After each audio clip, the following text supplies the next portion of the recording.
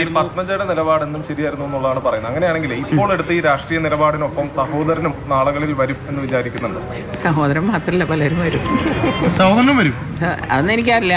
ആള് പറഞ്ഞ മാതിരി ആളുടെ മനസ്സ് മാത്രം കൂടെ ഇത്ര കാലം ജീവിച്ചിട്ട് എനിക്ക് മനസ്സിലായി. ആള് 3 പാർട്ടി പോയ ആളാണ്. സ്വാഭാവികമായിട്ടും കോൺഗ്രസിൽ നിന്ന് ഒരു തിരിച്ചടി ഉണ്ടായാൽ മാറി ചിന്തിക്കേണ്ടി വരും. ആൾക്ക് അതിനൊന്നും ബുദ്ധിമുട്ടും മടിയൊന്നും ഇല്ലാത്ത ആളാണ്. തൃശ്ശൂരിൽ സുരേഷ് ഗോപിക്ക് വേണ്ടി പ്രചാരണത്തിന് ഇറങ്ങും. പാർട്ടി പറഞ്ഞിറങ്ങും. പാർട്ടി പറഞ്ഞാൽ തീർച്ചയായിട്ടും ഇറങ്ങും. മുരളി മന്ദിരം പുതിയ ബന്ധുക്കൾക്ക് തുറന്നു കൊടുത്തേക്കാണോ? ആര്? ഞാനോ? അല്ല, ഞാൻ എൻ്റെ വീടല്ല. ശരിക്കും അച്ഛൻ എനിക്ക് തന്ന വീടാണത്. അപ്പോൾ എൻ്റെ നല്ല മനസ്സുകൊണ്ട് ഞാൻ വിചാരിച്ചു ഞാൻ എന്തായാലും ഈ വീട് വിൽക്കാൻ പോകുന്നില്ലേ. അപ്പോൾ പകുതി മുരളിയേട്ടൻ്റെ പേരിലും കിടന്നോട്ടെ, പകുതി എൻ്റെ പേരിലുമാണ്. ഈ കഴിഞ്ഞ ദിവസം രണ്ടുപേരുടെയും പേരിലാണ് ഇപ്പോൾ വീട് കിടക്കുന്നത്. അതെ, ചൗകുടീരങ്ങളും. അതെ. കാരണം ഞാൻ വിചാരിച്ചു മുരളിയേട്ടനെ തൊഴാൻ വരുമ്പോൾ ഒരു വേറെ ഇതിലേക്ക് കയറി വന്നും തോന്നണ്ട. എന്നും അനിയത്തി എന്നുള്ള നിലയിലുള്ള ദൗർബല്യങ്ങളാണ് എന്നെ ഇവിടെ കൊണ്ടെത്തിച്ചത്. ഈ കഴിഞ്ഞ ദിവസം കെ മുരളീധരൻ പറഞ്ഞു ഒരു BJP-ക്കാരുടെ ജൽപ്പനങ്ങൾക്ക് മറുപടി ഇല്ല. അതെന്താണ് ചേച്ചി പറയാനുള്ളത്? എനിക്കൊന്നും പറയില്ല. എൻ്റെ ചേട്ടനെ പറ്റി എനിക്ക് അറിഞ്ഞൂടെ. നാളെ ഇപ്പോൾ വേഗം മാറ്റി പറഞ്ഞോളും. തെരഞ്ഞെടുപ്പ് പ്രചരണത്തിന് ഇറങ്ങിയാൽ കൂടുതൽ വോട്ട് കിട്ടും, അവരിറങ്ങണമെന്നാണ് കരുണാകരന്റെ പഴയ ശിഷ്യനാൾ ഉൾപ്പെടെ രമേശ് ചെന്നിത്തല ഉൾപ്പെടെയുള്ളവർ പറയുന്നത്, മുരളീധരൻ പറയണത്. അതെ. പിന്നെന്തിനാ എന്നെ പേടിക്കണേ? എന്നെ പറ്റി പറഞ്ഞുകൊണ്ടിരിക്കണേ. എന്നെ അങ്ങ് വിട്ടേക്ക്. ഞാൻ എൻ്റെ വഴിക്ക് രാഷ്ട്രീയ പ്രവർത്തനം നടത്തിക്കോളാം. ഈ മുരളി മന്ദിരം BJP പ്രവർത്തകർക്ക് തുറന്നു കൊടുക്കുമോ?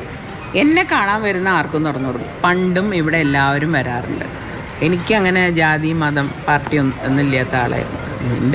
ഞാൻ നിൽക്കുന്ന പ്രസ്ഥാനത്തിൻ്റെ ആൾക്കാർക്ക് വരാനും കൂടി ഉള്ളതല്ലേ ഇത്. കരുണാകരൻ്റെ ഉസ്യത്താർക്കാം? കരുണാകരന് സ്വത്ത് വല്ലതും ഉണ്ടായല്ലേ ഉസ്യത്ത് എഴുതാൻ പറ്റില്ല. ലെഗസി ആകെ 2. അതൊക്കെ ആര് വേണമെങ്കിൽ തീരുമാനിക്കും. ജനങ്ങളാണ്, ഞാനല്ല തീരുമാനിക്കുന്നത്. ഞാൻ എൻ്റെ അച്ഛനായിട്ട് സ്നേഹിച്ചിട്ടുള്ളൂ. ഒരിക്കലും ഒരു രാഷ്ട്രീയക്കാരനായിട്ടോ അല്ലെങ്കിൽ അച്ഛൻ്റെ അധികാരം പിടിച്ചു പറ്റും. പിന്നെ എനിക്ക് ഒരു കാര്യം സമാധാനമുണ്ട്. മുരളിയേട്ടൻ 17 കൊല്ലം തിരിഞ്ഞു നോക്കാതിരുന്നിട്ടും ഞാനാണ് എൻ്റെ അച്ഛനെ അവസാനം വരെ പൊന്നു പോലെ നോക്കിയത്. അത് എവിടെ വേണമെങ്കിൽ ഞാൻ വെല്ലുവിളിക്കാം. അവസാനത്തെ 8 മാസം വീട്ടിൽ കിടക്കാത്ത ആളാണ്. ഇപ്പം മുരളിയേട്ടന് വേണ്ടി അവകാശം. ഈ തെരഞ്ഞെടുപ്പ് തോൽവിക്ക് ശേഷവും കൃത്യമായി പറഞ്ഞത് കോൺഗ്രസ് വിട്ട് ഒരിക്കലും പോകില്ല, കോൺഗ്രസ് വരെ അവസാന ശ്വാസം വരെ തുടരും എന്നാണ്.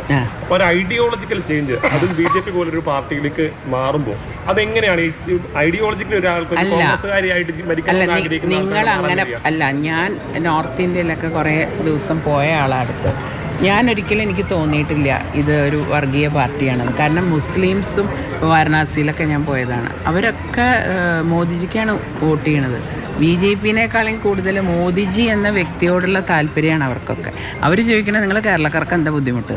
താങ്കൾ ഇനി മുന്നോട്ട് വയ്ക്കുന്നത് വികസനത്തിൻ്റെ രാഷ്ട്രീയമാണ്. എനിക്ക് ജനങ്ങൾക്ക് എന്തെങ്കിലും പണ്ടും എനിക്ക് ജനങ്ങൾക്ക് ഇവിടെ ഇരിക്കുന്ന പലർക്കും അറിയായിരിക്കും ഞാൻ ഒത്തിരി ജനസേവനം ചെയ്യുന്ന ഒരാളാണ്. പക്ഷേ ഞാൻ അവരുടെ ദാരിദ്ര്യം വിറ്റ് മുതലാക്കാറില്ല. ഞാൻ അതുകൊണ്ട് ഫേസ്ബുക്കിലും ഇടില്ല.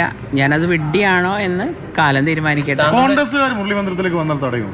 ഇല്ല, ആർക്കും വരാം. അച്ഛനെ സ്നേഹിക്കുന്ന ആർക്കും വരാം. ഈ താങ്കളുടെ മാതാപിതാക്കളെ ആക്ഷേപിച്ച രാഹുൽ മാങ്കൂട്ടത്തിന്റെ പ്രസ്താവന ഉണ്ടായിരുന്നു. അതിനെതിരെ കോൺഗ്രസിന്റെ നേതാക്കളൊന്നും പ്രതികരിച്ചിട്ടില്ല. രമേശ് ചെന്നിത്തല അതിനെതിരെ പ്രതികരിച്ചില്ല.